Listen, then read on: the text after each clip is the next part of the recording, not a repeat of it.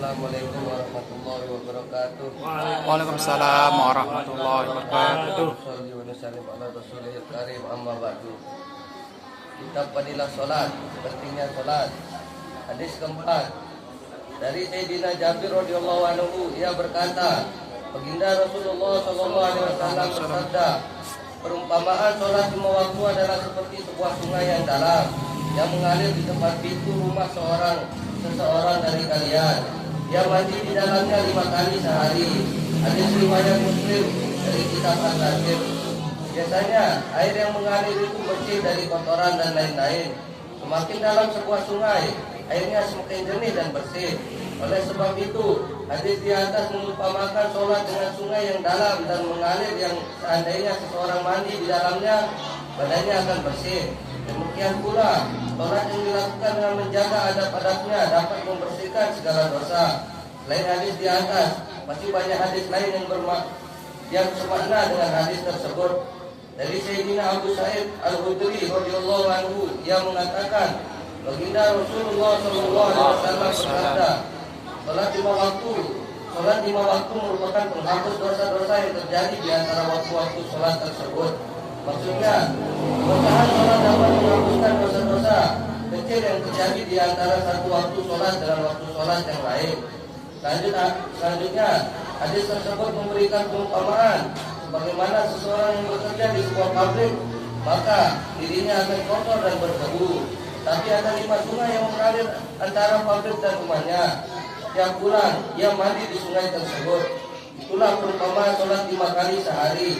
Semua kesalahan dan dosa yang dilakukan di antara waktu sholat itu akan diampuni oleh Allah Subhanahu wa taala. Hal itu disebabkan oleh doa dan istighfar yang terkandung di dalam bacaan sholat. Dan perumpamaan dalam hadis di atas, baginda Rasulullah SAW ini memberi pemahaman bahwa Allah Subhanahu wa taala meletakkan kekuatan yang luar biasa di dalam sholat untuk menghapuskan dosa-dosa.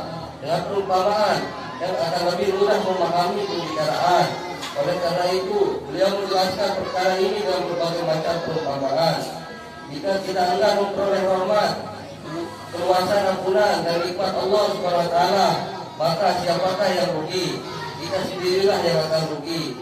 Kita sering berbuat dosa, durhaka kepada Allah Subhanahu wa taala, meninggalkan perintah-perintahnya dan kurang sempurna dalam mengerjakan firman-firman-Nya. Seorang raja yang adil sudah sewajarnya menghukum kita jika kita tidak menaatinya. Namun Allah yang Maha Mulia sangat menyayangi kita. Meskipun kita melanggar perintahnya, Dia tetap memberikan petunjuk kepada kita untuk memperbaiki kesalahan-kesalahan kita.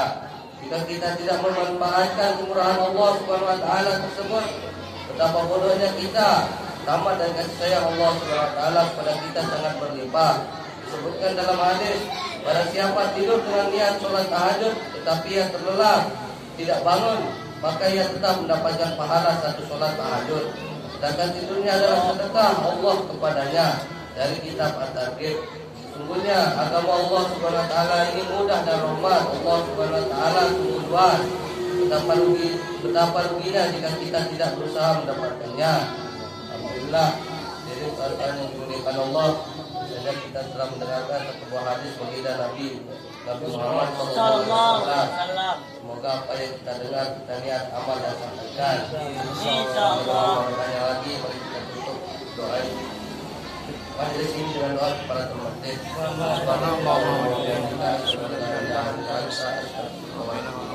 Assalamualaikum warahmatullahi wabarakatuh.